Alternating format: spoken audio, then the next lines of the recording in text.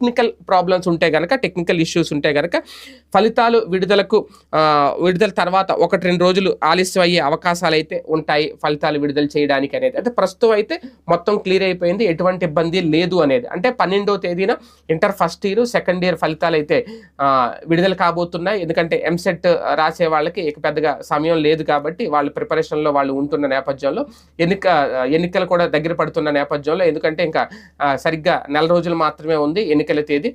మే 13వ తేదీన ఎన్నికలు కూడా. ఎందుకంటే చాలా మంది ఇప్పుడు సిబ్బంది అంతా కూడా, ప్రభుత్వ అధికారులందరూ కూడా ఎన్నికల హడావుడిలో ఉంటారు, ఆ పనులకు వెళ్ళిపోతారు కాబట్టి ఈ నెల 12వ తేదీన, ఏప్రిల్ 12వ తేదీన inter first year second year ఫలితాలు విడుదల కాబోతున్నాయి. ఒకవేళ ఏదైనా టెక్నికల్ సమస్యలు ఉంటే మాత్రమే 1-2 రోజులు ఆలస్యం అవుతాయి తప్ప ఎట్టి పరిస్థితుల్లో ఫలితాలు విడుదల చేయడానికే సిద్ధంగా ఉన్నామంటూ అఫీషియల్గా ప్రకటన చేసింది ఇంటర్మీడియట్ విద్యామండలి.